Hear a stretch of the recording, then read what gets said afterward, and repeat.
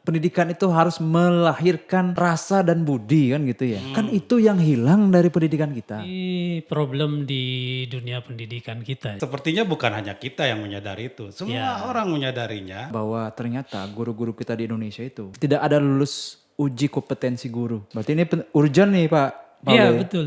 Segera Siapa yang undang janji Pak itu? Wakil, Pak Bupati, Pak Sucidre dan Pak Gede Supriyatna. Kan kapan akan mendirikan sekolah Widyalaya? Oh iya, kota pendidikan gitu misalnya Singaraja, Singaraja Kota Pendidikan. kota pendidikan. Yang kita bangun sebenarnya kan iklim belajar, bukan membangun sekolah, bukan membangun istilah, bukan membangun bangunan fisik, tapi bagaimana orang menjadi punya keinginan untuk belajar. Iya. Iya benar. Yang seksi itu Yang ya. seksi itu yang gratis-gratis. Yang gratis-gratis. Politik itu kan memerlukan kepala, Gus. Ya, Tidak betul. memerlukan isi kepala.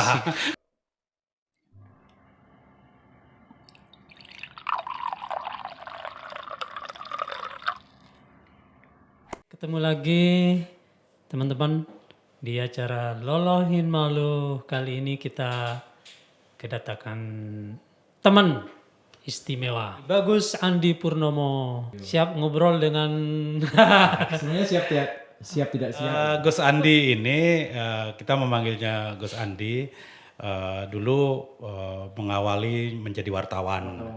Ya sering lihat di lapangan menjadi wartawan dan wartawan baik-baik dia. Wartawan baik-baik. Lama kita nggak ketemu, kok menghilang Gus Andi di lapangan ya nggak ada kemana, tiba-tiba jadi dosen di sibuk sebagai Setahun dosen. Kuturan.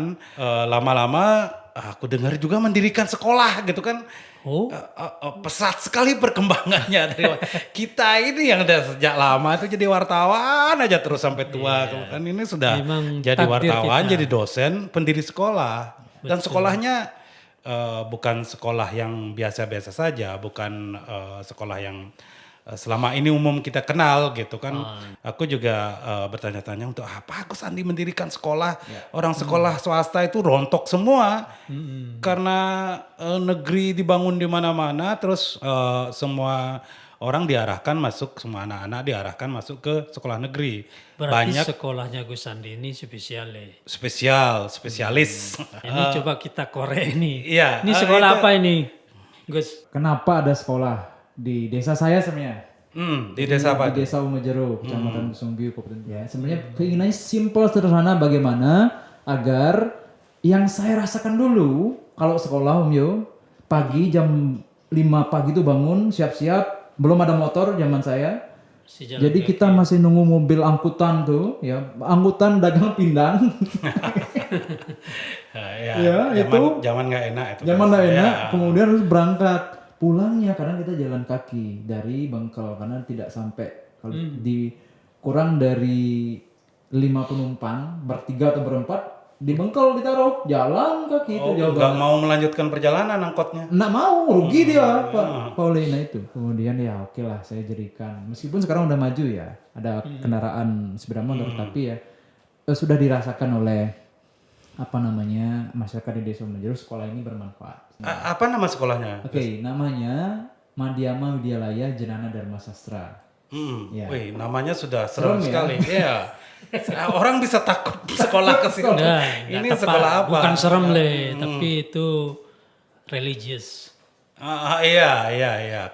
Kalau kita sama juga kalau misalnya mendengar nama sekolah Muslim juga kayak gitu. Wis, namanya susah dihafal. Ternyata di Hindu kalau sekolah Hindu juga gitu, susah juga dihafal karena tidak menggunakan bahasa Indonesia. Nah, itu Pilihannya menggunakan bahasa itu gimana, Gus? Oke, karena memang apa sebenarnya dulu adalah sekolah swasta. Tepat kata Pak Uli bahwa sekolah swasta itu semuanya rontok. Iya. Dulu awalnya sekolah swasta punyanya swasta, jadi sekolah umum swasta. Iya, Jadi iya. saya take over yayasan saya dirikan, buat yayasan sendiri, kemudian mengalihkan yang sekolah itu awalnya tutup menjadi sekolah agama. Nama singkatnya sebenarnya MWJDS kalau apa namanya kalau nama MWJDS. MWJDS Madhyama Widyalaya Jenana Dharma Sastra tadi. Ya, kita sebut Widyalaya aja. Widyalaya Pak. Widyalaya Umojero itu kan ya lebih itu. menjual. Iya. Satu-satunya di Buleleng ya, Guys. Satu-satunya di Buleleng sekolah umum berpendidikan agama tingkat menengah pertama. Tingkat menengah SMP berarti ya. Di Bali ada? Di Bali ada 3. Di mana? Yang tingkat menengah ada di Karangasem satu yang paling baru berdiri 2024. Kemudian pertama itu berdiri 2016 itu di Gianyar, di Taro, Pak Ule. Sebutannya bercirikan Hindu, berbasiskan Hindu, Ya. berselimutkan Hindu atau apa istilahnya ini Oke. kan ini agak rancu juga kita nggak karena di Bali ada pasraman, ada macam-macam. Betul. Secara nomenklatur regulasi dari pemerintah ada 2 jenis sekolah agama. Ada sekolah keagamaan yang dia memang goalsnya, tujuannya adalah melahirkan ahli agama. Kalau sahabat kita, saudara kita di Muslim namanya pesantren. Kalau kita namanya pasraman, itu satu. Yang 2 ada namanya sekolah umum bercirikan agama. Kalau Ya, di ya. saudara kita di Muslim namanya madrasah, kalau kita di Hindu namanya widyalaya. Ciri khasnya adalah, kekhasannya adalah dia bercorak agama. Ada nilai-nilai religius di sana, lebih dalam, lebih komprehensif gitu loh. Di sekolah Di umum. sekolah itu. Di sekolah umum Di berarti. sekolah umum yang bercirikan agama ini. Yang bercirikan. Tapi tetap ada pelajaran umum, Ada pelajaran umum. biologi. Biologi, IPS. Di sekolah Muslim juga seperti itu ya, Yom? Ya, kalau yang madrasah itu kan memang tekanannya di bidang agama. Tapi juga ada pelajaran fisika, pelajaran matematika, bahasa Indonesia, Oh iya bahkan sama. muatan lokal. Artinya modelnya sama lah ya. Tambahan gitu. Ketika kita berbicara sedikit filosofis, Pak Oli, sebenarnya apa sih tujuan pendidikan? Kan gitu sekarang. Iya. Kalau kita berbicara konsep berpikirnya Aristoteles, dia pendidikan itu harus melahirkan rasa dan budi kan gitu ya. Sekarang kan itu yang hilang dari pendidikan kita. Bagaimana sekolah itu hanya dipandang sebagai sarana untuk mendidik intelektualitas, logika, rasio, tidak kepada budi, rasa, karakter kan gitu. Bukan hanya itu, sekarang sekolah itu hanya untuk syarat mencari kerja. Nah itu lebih ekstrim lagi kan? Iya, lebih ekstrim lagi. Kalau nggak punya ijazah nggak bisa kerja. Betul. Dan itulah poin di mana sekolah khas keagamaan ya, dimanapun agamanya memiliki kelebihan di sana. Di sana ada internalisasi yang lebih holistik, mendalam mengenai apa? Mengenai akhlak. Kalau dalam Hindu serada baktinya, kemudian etika susilanya ya. Kalau dalam saudara kita di Muslim misalnya adab. Nah, itu yang kita kehilangan sekarang boleh. Kemarin tiang ya diskusi dengan kawan-kawan di Dewan Pendidikan Buleleng nih. Memang agak ekstrim pendidikan kita ya. Guru-guru sekarang sudah nyerah karena apa? Anak-anak siswa itu susah diatur, kemudian suka ngelawan. Ternyata pendidikan sekarang yang bisa hipotesa sementaranya mulai gagal melahirkan anak yang berbudi dan memiliki rasa, begitu. Ya, memang ini problem di dunia pendidikan kita ya. Seramnya begitu. Iya, termasuk di sekolah umum juga kan ya. Termasuk di sekolah umum. Bagaimana mendidik anak-anak sekarang itu kan susah. Ada yang hilang dari para pendidik kita, misalnya rasa ikhlas untuk mendidik anak-anak kita. Itu yang perlu ini, karena kalau di dunia dulu, kalau saya di masa-masa kecil saya, orang mencari ilmu itu tidak hanya sekedar menggali ilmunya atau pengetahuannya dari ustadznya atau dari gurunya, tetapi sekaligus juga mencari berkah istilahnya. Berkah itu apa? Sesuatu yang memang dengan berkah itu seorang siswa itu bisa menjalani hidupnya. Karena memang kalau seseorang hanya mengambil ilmunya, tidak mengambil berkahnya dari seorang guru, maka ilmu itu akan jadi sia-sia gitu. Apalah artinya ilmu dia banyak, dia serap, tapi akhlaknya, karakter dalam kehidupan sehari-harinya itu tidak baik gitu loh. Seorang manusia itu kan harus utuh ya. Utuh. Selain berilmu, dia juga yang lebih penting saya kira berakhlak. Berakhlak kepada gurunya, kepada sesamanya, kepada makhluk lainnya gitu, kepada Tuhannya. Wah, aku seperti mendengar ceramah ini. Tapi memang benar itu kan sepertinya bukan hanya kita yang menyadari itu. Semua orang menyadarinya. Cuman kan ada orang yang tergerak untuk melakukan sesuatu, ada orang yang masa bodoh gitu kan. Mau jadi apa itu nggak masalah. Untuk ngajari hal-hal seperti itu tuh mata pelajarannya itu apa gitu kan. Ini persoalannya.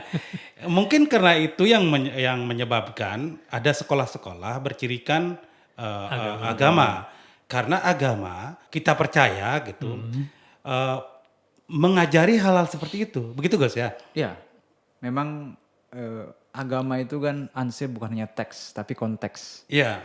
Bisa dalam ajaran agama Hindu ada jenana, ada wijenana. Bahwa agama itu bukan hanya masalah pengetahuan Pak Oli. Iya. Bukan hanya kemudian masalah dia hafal Trisandia, hafal sastra, agama. Tapi Tapi memang- bagaimana adab ataupun Lakunya. etika lakunya itu. Kata orang Jawa tuh lakunya Le. Tapi nggak lulus ujian bisa seperti itu Gus. Nggak Karena bisa. kan lulus ujian itu harus menghafal. Trihito Karano itu apa? Iya. 3 itu. Kalau nggak bisa jawab, sebaik apapun kamu tetap nggak lulus. Tetap nggak lulus, betul. Iya, Meskipun dia tidak itu mengaplikasikan kan. Iya, Nah, itu. meskipun dia orang yang baik, selalu melihara alam, selalu menjalin hubungan dengan sesama manusia, Ya. tapi karena nggak bisa menyebutkan 3 Ya. itu, ya salah gitu betul. kan. Mungkin gini Le, Mm-mm. barangkali harus kita evaluasi lagi cara menilai anak didik kita oleh para Tahu guru. nggak bahwa ternyata guru-guru kita di Indonesia itu tidak ada yang lulus sertifikasi. Tidak ada lulus uji kompetensi guru. Satu-satunya uji kompetensi guru yang pernah dilakukan di tahun 2015.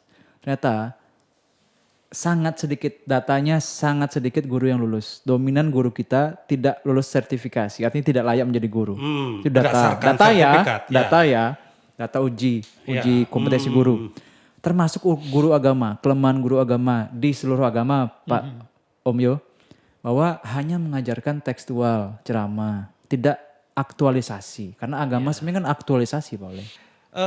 Ini evaluasi itu sebenarnya berulang-ulang untuk hal seperti ini. Di Bali itu banyak guru itu, ada guru gede, ada guru nggak perlu sertifikat, Guru karang. ada guru karang, ada guru made, gitu kan ada seperti Di itu. Lombok lebih banyak lagi itu. Oh, di Lombok banyak ya? Banyak tuan guru. Kalau di Lombok itu kan tuan guru itu nama kehormatan. Untuk tokoh-tokoh agama gitu. Yang kalau di Bali itu apa guru tuh Gus? Soroh ya? Soroh. Tadi itu kan kompleks sekali persoalan kita. Ya. Cara menilai guru seperti apa, murid seperti apa, bagaimana harus mata pelajarannya gitu kan. Hal-hal seperti itu kan sebenarnya dirumuskan menjadi sebuah model untuk membuat selain orang menjadi pintar secara pengetahuan, intelektualnya, rasionya, nalarnya, dia juga bisa akhlaknya, Budi dan dan rasanya itu bisa terbangun juga. Modelnya itu seperti apa itu Gus? model dari sekolah keagamaan dimanapun ya, saya kira Sistem goalsnya pembelajaran. adalah bagaimana menyeimbangkan antara otak kiri kanan, bagaimana rasio dan etisnya, bagaimana kemudian rasa. Ya kalau kita rasio kanan itu kan mungkin ke intelektualitas, kemudian matematis, sains gitu kan. Nah kalau seni, kemudian apa ya, kemudian budaya, ya itu yang berusaha kita seimbangkan Pak Oleh. Tradisi ya. Oleh karena itu anak-anak kami terbiasa kalau mau upacara buat bantannya sendiri, nak beli lagi. Buatnya sendiri, kemudian ada internalisasi meditasi pagi. Dia meditasi hening. Selama ini anak-anak kita kan Pak Oleh, dia sibuk kesehariannya dalam kehidupannya Om Yo dengan gadget yang gak lepas. Jadi di sekolah kita ajarkan hening 15 menit. Sebelumnya juga ada doa-doa. Kami upayakan sebagai upaya untuk menyimpangkan antara otak kiri atau kanan. Sehingga dia lebih stabil secara emosional. Permasalahan siswa sekarang ada di mental emosionalnya. Dan kami sudah rasakan beberapa pihak eksternal yang menilai bahwa ada perubahan secara sikap, secara karakter. Termasuk orang-orang tua yang merasakan, oh Pak, anak saya sekarang lebih terkontrol, lebih sopan santunnya, Kalau lebih dulu etis. suka nyuri mangga, sekarang mungkin dulu awal nyuri 5 kali, sekarang sekali gitu. Sekarang minta gitu kan sekali tapi nyurinya 4 kali. Dari mana Gus belajar itu menyusun metode-metode gaya model pembelajaran seperti itu? Oke, sebenarnya kan ini kan karena sekolah baru, artinya nggak ada yang bisa kita tiru. Apakah meniru dari sekolah Muslim gitu misalnya, atau sekolah Kristen gitu misalnya? Apakah dari pengalaman atau dari kelemahan-kelemahan yang terjadi di sekolah umum? Mungkin kombinasi Pak Ole. Kombinasi Sa- apa? Kombinasi dari kampus. Saya kan sebenarnya dosen. Kalau Iya, di Widya Laya jadi guru juga. Iya. Kadang jadi tukang sapu juga. Kadang jadi pengawas juga. Itu karena memberi contoh hal yang bagus. Kombinasi. Bagaimana Ya. kemudian kalau saya ngajar di kampus, kelemahannya ini bisa diadaptasi. Karena kalau anak-anak kuliah, anak-anak mahasiswa itu lebih susah kita kita arahkan bentuk karena mereka udah jadi nih. Ya. Sehingga sehebat apapun dosen untuk mengubah mahasiswa itu agak sulit. Nah, karena saya dihadapkan dengan anak yang masih remaja, baru SD, itu kan masih remaja, masih bisa dia diolah. Dikasih tahu masih mau denger, Pak Ole. Iya. Di sana masuk, kemudian aktivitas di dewan pendidikan yang keliling ke sekolah-sekolah umum sih Pak Ole katakan tadi bahwa ini kok ada masalah ya. Bagaimana saya bisa membenahi? Saya praktekkan di lab saya sendiri. Iya, itu menjadi lab juga berarti. Betul. Selain memang kita melihat juga karena lebih dulu kan kawan-kawan sobat-sobat kita di Muslim lebih dulu juga belajar dari madrasah, pesantren seperti itu. Kesalahan yang selama ini saya lihat ya gitu kan. Ngulat klatkat, ngulat klangsah, menanding canang, bikin jajahitan gitu. Banyak dilombakan. Ya. Tapi setelah lomba mereka nggak melakukannya gitu. Untuk apa mereka buat klatkat, buat kelangsa itu dan Yang penting sudah juara 1. Betul. Gitu. Ya, penting sudah juara 1. Artinya dia dapat sertifikat gitu. Kalau di Bali itu transfernya tuh seperti ini. Anak kecil, kenapa ada Sekutruno, kenapa ada Yowana gitu misalnya. Karena mereka belajar menjadi anggota Banjar, anggota adat.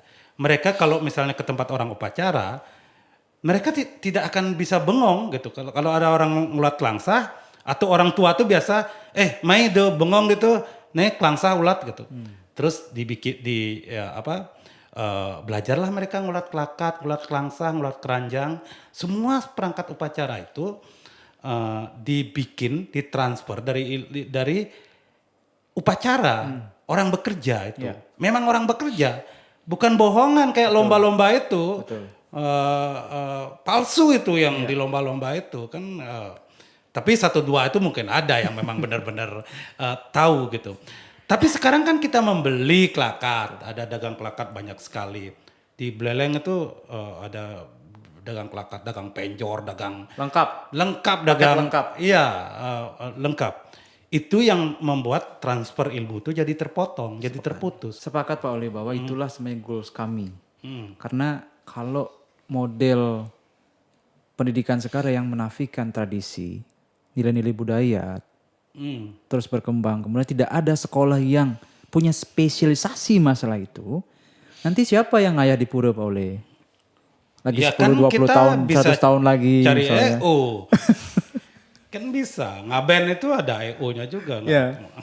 Kita kembali ke konteks pertanyaan, memang itu goalsnya. Oleh karena itu apa? Di kurikulum, kalau kita berbicara pendidikan, maka ada 8 standar pendidikan. Salah satunya kurikulum.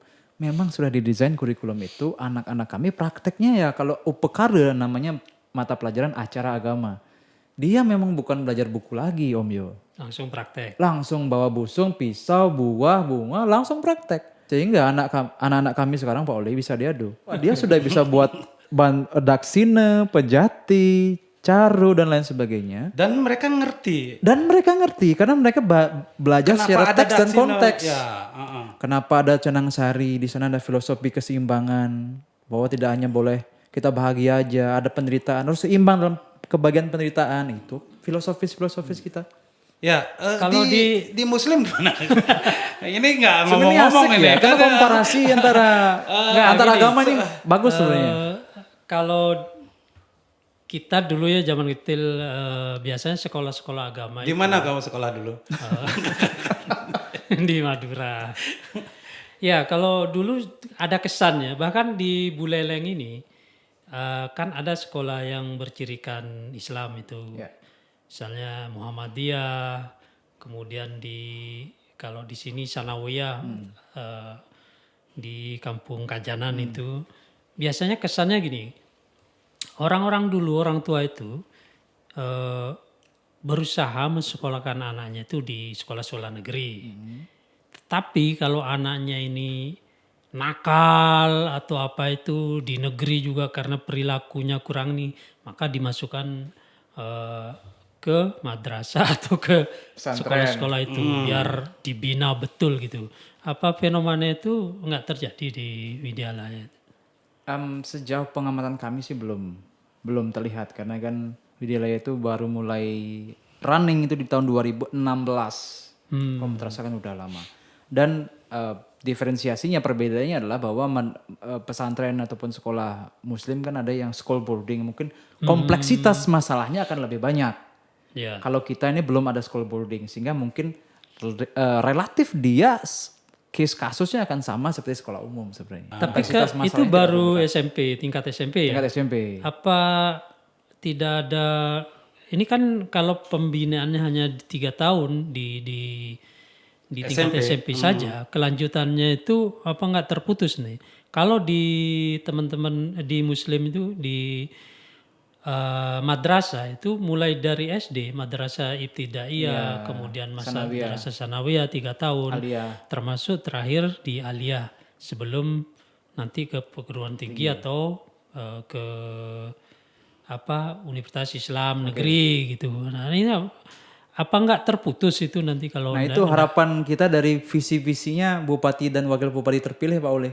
Yang salah satunya mengenai Widyalaya dan Pasraman. Kita harapannya di Buleleng didirikan. Yang berjenjang semua. Sudah dijanjikan yo. Sudah dijanjikan. Memang belum ada. Sabar. Memang belum ada. Tapi untuk kalau tidak cepat-cepat itu akan terputus. Kok bisa terputus? Seperti iya kan setelah tamat SMP, Oke. kemana mereka? Betul.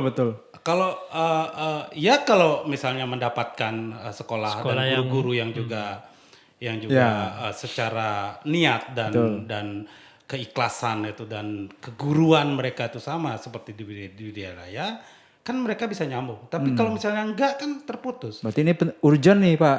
Iya betul.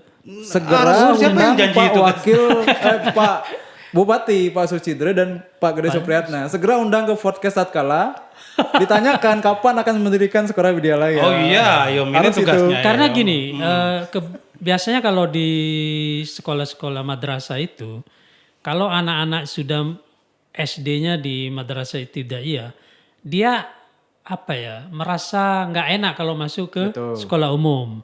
Dia pastinya lebih banyak masuk ke sanawiyah. Dari sanawiyah juga begitu. Ingin masuk ke sekolah umum itu nggak enak di umum, kita sudah biasa di sekolah madrasah, dia melanjutkan ke aliyahnya gitu loh. Makanya sambungan dari SMP Widyalaya Umujero itu ada sebenarnya di Karangasem tapi yang SMA. Ini kan kalau tidak ada yang memulai kan nanti terus-terusan terputus. Ini kan Iya, penting harus juga dimulai. ada yang memulai. Betul. Dan juga syukur juga dilihat oleh bupati kita ketika menjadi calon menjanjikan setelah menjadi bupati kan kita nggak tahu juga. Tapi kan ini Gus, SD, SMP, SMA, saya tanya dulu, ini statusnya itu swasta atau negeri? Swasta. Kalau swasta ya? Betul. Berarti kalau misalnya bupati ingin membangun, dia membangun swasta juga berarti? Tidak bisa directly pemerintah daerah mendirikan. Tetapi secara lahan bisa pemerintah daerah menyiapkan. Nanti yang membangun adalah pemerintah pusat. Karena nomenklatur agama, moneter, kemudian pertahanan keamanan itu kan pemerintah pusat. dari Dirjen. Dirjen Bimas Hindunya yang Bimas bangun. Hindunya. Tinggal Tapi pemerintah daerah gini, menyiapkan lahan Pak Oli. Bisa Gus, nggak saya gini? Dulu saya pernah dengar Stampu Guturan punya lahan di Groga itu. Betul. Dan itu mau dibangun sekolah Widyalaya dari Berjenjang PAUD sampai sampai SMA. ke SMA. Itu gimana kabarnya? Sedang dalam proses running karena kita menunggu regulasi penegriannya yang belum ada. Karena kalau sebenarnya gini Pak Oli, kalau swasta Berarti berat banget. sampai saat ini belum ada regulasi Yang negeri belum. sekolah negeri Belum. untuk Kita menunggu izin itu agama. dan salah satunya yang di Umejero itu kemarin kita dikunjungi oleh Dirjen Bimas Hindu persiapan penegrian. Kita tinggal menunggu PMA-nya Pak Om Yo. Peraturan Menteri Agama Menteri kalau Agama. stok ya saya siap serahkan. Karena berat juga Pak Oli operasional Iya, swasta. tapi berat. Cuman kita juga nggak Kadang percaya. Kita juga dari nggak gaji pribadi kantong sendiri kadang-kadang keluar itu. Iya, memang Nah, berat. itu Le. Tapi gini Gus, kita juga nggak percaya juga sama negeri gitu kan itu. Betul. Jangan-jangan karena sudah dinegerikan, kekuasaan itu berada di yang menentukan guru, yang menentukan kurikulum, yang menentukan lain-lainnya, yang pemberi dana adalah pemerintah, Betul. gitu kan. Jangan-jangan guru yang sudah Gus rekrut dengan bagus, gara-gara nggak punya sertifikat, gara-gara kurang administrasi, padahal dia guru yang bagus nggak diterima. Memang begitu aturannya nanti. Kalau penegrian. Ya itu persoalan sebenarnya pada pendidikan kita. Betul. Itu persoalan benar. Kita ada saya pernah dengar itu ini pernah dengar aja ya nggak ini. Unhi itu dulu mau dinegrikan. Betul, Tapi nggak jadi. Tidak Yayasan disetujui tidak oleh mau. petinggi Unhi. Nggak mau. Karena kalau misalnya dinegrikan itu bisa diatur oleh. Ya, termasuk fasilitas kan diambil oleh pemerintah semua. Yang paling penting spirit dan roh pendidikannya itu bisa hilang karena terstandarisasi kan oleh. Iya, itu standarnya itu berbeda. Makanya itu lembaga-lembaga swasta itu sebenarnya penting masih ada. Yang harus dilakukan pemerintah bukan menegrikan sebenarnya, tapi memberi fasilitas Agar dia berkembang. seperti negeri gitu kan, seperti negeri. Bagaimana caranya itu kan pemimpin kita yang tahu bagaimana mengatur anggaran biar sekolah swasta. Tapi sebenarnya peran swasta itu bisa gini juga, Li. Kita ingat mungkin tahu ya sistem pendidikan di Muhammadiyah. Muhammadiyah itu sampai sekarang punya lembaga pendidikan yang luar biasa. Kalau nggak salah seluruh Indonesia sekitar 6.000 lembaga pendidikan dari SD, Perguruan SMP, dan SMA. Selain atau di luar itu perguruan tinggi. Sebenarnya kunci dari pendidikan kita itu kan di kualitas. Dan ada tawaran yang spesial itu. Bahkan Muhammadiyah itu jarang istilahnya meminta bantuan kepada pemerintah kan. Mereka usaha. Walaupun siswa orang tua harus bayar mahal, mereka rela kok. Tapi kualitasnya bagus. Di SD Muhammadiyah di Surabaya misalnya, enggak gratis Le. Itu 1 bulan itu bisa SPP-nya 1 masih juta. percaya soal itu. Masih percaya bahwa banyak orang mau bayar mahal asal pendidikannya bagus. Gurunya bagus, sekolahnya bagus, fasilitasnya memadai gitu. Jadinya kalau persoalan ini aku lebih setuju itu tetap swasta, tapi fasilitas dan lain-lain itu dibantu, setidaknya disubsidi. Kalau masih memerlukan subsidi, ini Gus belum nggak punya sponsor Gus ya. Nah itu masalahnya Pak Oleh, belum ada sponsor. Nanti bikin proposal ya. Tatkala mau jadi sponsornya. Ya cuman datang aja lah ngeliat. Tapi ini terima kasih loh, artinya ini nanti bisa menjadi inspirasi ya. Karena bisa ditonton oleh seluruh pengelola Widyalaya seluruh Indonesia nih Pak Oleh. Iya. Karena diskusinya menarik. Ini kan karena di desa ya. Iya. Di Umojero kan kita masih melihat kemampuan masyarakat. Kalau SPP-nya ditinggikan. Makanya kita gratis di sana. Ya itu apalagi gratis. Dominan tidak Apalagi mampu. gratis. Negeri juga belum tentu gratis kan. Betul. Ya betul. Sebenarnya di lembaga pendidikan tuh bisa kita itu mengambil filosofi kupu-kupu. Wah gimana tuh ya. Lagu dangdut ini. Enggak, kupu-kupu gini. Banyak sekali orang mengejar kupu-kupu. Karena keindahannya, ingin menangkapnya. Tapi kita kan tidak mudah menangkap kupu-kupu. Kemanapun dikejar. Padahal kupu-kupu itu sebenarnya tidak perlu dikejar untuk ditangkap itu. Ya. Kupu-kupu itu gampang. Caranya apa? Bangunlah taman dengan bunga-bunga yang indah. Kupu-kupu akan datang sendiri. Coba nyanyi kupu-kupu dulu. Ada lirik lagu kupu-kupu. Makanya ya sama dengan lembaga pendidikan, kalau dia kualitasnya luar biasa, maka kupu-kupu, siswa-siswa, orang tua siswa bakal berdatangan. Berapapun dia disuruh bayar mungkin tidak ada masalah. Ya, ini asal dia akan mendapatkan sesuatu yang berbeda dengan. persoalannya gini Yom. Membangun taman itu membangun taman itu susah sekali Susah, untuk ya? bisa mendatangkan kupu-kupu. Mau tanam bunga apa. Karena persoalannya gini, saya melihat ini Gus, dari dulu itu, sepertinya, mungkin Gus pengecualian dan teman lain pengecualian, orang tidak percaya diri untuk membangun sekolah seperti ini. Ya. Karena tidak laku dalam tanda kutip. Tidak laku. Betul. Ada sekolah dulu, Yayasan Dwi Jendro kan, Ya. itu dulu zamannya aku Ya. dulu itu dikenal sebagai sekolah berbasis agama. Itu swasta. Dan memang banyak dulu muridnya. Tapi lama-lama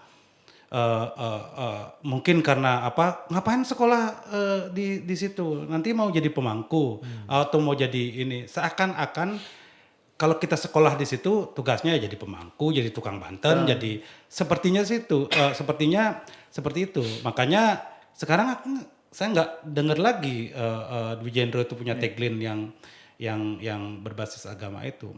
Makanya banyak orang nggak percaya diri membangun itu. Ini persoalan nggak tahu juga ini persoalan apa, Gus. Misalnya gini, aku pikir kalau misalnya sekolah Muslim, kita tahu teman-teman itu pasti banyak Betul. siswanya. Orang tua itu seperti ada teman saya itu, anakku mau disekolahkan di sini, teman di Jogja itu, orang tuanya tuh ngotot dia harus sekolah di sekolah seperti itu. Nah di Bali itu ada nggak orang tua seperti itu? Misalnya atau ada anak yang punya cita-cita kalau aku akan sekolah lagi nanti aku sekolah lanjutan aku akan sekolah di Widyalaya gitu. Biar aku bisa idealis sekali, artinya mulia sekali aku biar bisa akhlakku bisa bagus, bisa seperti itu. Itu kepercayaan diri seperti itu. Nah, untuk mempertahankan ini untuk jadi laku dalam pengertian mendapat murid seperti kata Yom itu kan tidak susah. Susah membangun taman agar kupu-kupu itu datang. Betul. Gitu kan. Ini gue sedang membangun taman ini seperti yang Iya, dibilang sama. Dan memang seperti kata Pak Oleh, memang susahnya luar biasa. Oleh karena itu apa kata ahli-ahli pendidikan bahwa education is a dynamic and ever changing process. Bahwa dia penuh dinamika dan tantangan. Apalagi di Bali. Apalagi di Bali, apalagi sekolah agama. Iya, apalagi Yang sekolah agama. apalagi agama berkaitan dengan adat, seni, Nah budaya. itu aku kan kompleks disertasi sekali. tentang pasraman, tentang pendidikan agama. Bahwa ternyata yang paling banyak tidak setuju tentang sekolah agama itu bukan dari orang Hindu. Bukan dari non Hindu. Bukan, tetapi dari orang itu Hindu itu sendiri. Ingat ribut-ribut sampradaya, Ya. dituduh bahwa sekolah agama itu sarangnya sampradaya. Sempat ada tuduhan itu temuanku ya. Dan paling besar adalah labeling, Pauli. Pelabelan terhadap klaim tertentu bahwa sekolah agama itu seperti Pak Oli katakan melahirkan pemangku, melahirkan tukang banten, melahirkan orang-orang yang Kita kedewan-dewan begitu. Kita nggak bilang buruk orang jadi pemangku Tidak bilang atau buruk, bilang, tetapi tendensinya negatif. Iya. Umat kita, ini harus kita akui. seakan-akan tidak ngerti matematika di situ Betul. kan. Seakan-akan tidak ngerti fisika gitu. Padahal itu diajarkan di sekolah Tapi agama. problemnya sebenarnya sama itu. Di madrasah pun seperti itu gitu. Makanya kemudian bermunculan apa yang dinamakan dengan madrasah ibtidaiyah terpadu. Itu memadukan antara kurikulum Kementerian Agama dengan Kementerian Pendidikan dasar dan menengah. Di Buleleng misalnya ada, di Singaraja misalnya ada madrasah yang memadukan itu. Dulu memang seperti itu nasibnya. Tapi kemudian teman-teman berenovasi, murid atau siswa-siswanya itu tidak hanya berprestasi di bidang keagamaan, tapi bahkan mereka Saintek. di sainteknya, matematikanya, dan lain-lain. Bahasa di Inggrisnya, tingkat gitu kan robotnya justru lebih menonjol. Akhirnya teman-teman yang lain itu kesana itu bukan hanya untuk agar dia menjadi ustadz atau kiai, tapi memang mereka juga mendapatkan ilmu di luar itu gitu loh. Berarti tamannya diperbaiki ya. Itu yang bangun tamannya seperti itu. Kalau bunga ini nggak mendatangkan Ya, kupu-kupu, karena baunya nggak begitu bagus gitu kan, diganti sama tanaman lain. Itu Dan bisa membuat belajar dari taman situ. yang indah itu tidak perkara mudah, Pak Uli. Perlu waktu. Ya seperti Sama itu memang. pancingannya mungkin gini juga Gus. Kalau teman-teman di Muslim itu kan gini. Ada keberlanjutan tadi itu dari SD, SMP, SMA. Kemudian ketika masuk perguruan tinggi, karena orang tua kita berpikirnya gitu. Kalau sekolah di madrasah ini bisa nggak masuk perguruan Ya. di UGM, di mana? Sepakat. Ternyata mereka bisa gitu. Bahkan beberapa perguruan tinggi justru memberi apa namanya ya cara masuk yang mudah gitu. Misalnya penghafal Al-Quran gitu. Bisa masuk langsung ke Perguruan beberapa tinggi perguruan favorit. tinggi. Nah, kalau di teman-teman ini misalnya di IHDN atau di Stambu Kuturan ada misalnya kalau mau masuk ke sini yang penting dia jago Dharma Wacana atau gimana Dharma bacaan Tula, itu, ada keringanan seperti itu. Tapi nanti kemungkinan akan seperti itu. Ya, Setelah ada Widyalaya itu tumbuh. Tumbuh dan berkembang. Dibangun oleh kalau Bupati Buleleng Nyoman Sucidro berhasil membangun dan membuat Buleleng menjadi dunia pendidikannya menjadi lebih bagus, termasuk dunia spiritual dunia sekolah keagamaan jadi bagus. Bupati lain juga pasti berjanji, pasti ikut. Dan itu kondisi seperti itu akan sampai ke situ, Gus. Percayalah. Selama ini kita sebenarnya bukan berarti kita nggak bikin ya, maksudnya di Bali bukan nggak ada. Dari zaman Kupastiko itu ada pasraman kilat di Desa Adat, bahkan dikasih dana. Betul. Itu itu seperti apa? Apakah itu gagal atau gimana itu, Gus? Pasraman yang eksis di desa adat tidak berkorelasi positif terhadap peningkatan serada dan bakti siswa. Karena apa? Kontinuitasnya tidak jelas, programnya juga tidak clear, Siapa yang ngajar juga tidak tahu, ya. Sehingga banyak kemudian anggaran itu hanya formalitas. Sekian anggaran hanya dieksekusi 3 hari. Dengan waktu terbatas kan kita tidak bisa menjamin ada yang penting ada peningkatan foto, pemahaman. yang penting ada LPG. foto, LPG ada foto orang mulat-kelatkat, Dulu sempat ada kasus Pak Ole, ada laporan kegiatan pasraman fiktif di desa adat. Padahal sebenarnya ya itu yang terjadi itu banyak, tapi yang dilaporkan itu mungkin sedikit. ya itu. Jadi sebenarnya ketika bisa berkolaborasi antara desa adat, kemudian Kementerian Agama, kemudian nanti pemerintah daerah, sebenarnya kita bisa berkolaborasi. Sekolah-sekolah umum kita bisa libatkan dalam pasraman yang ada di desa adat.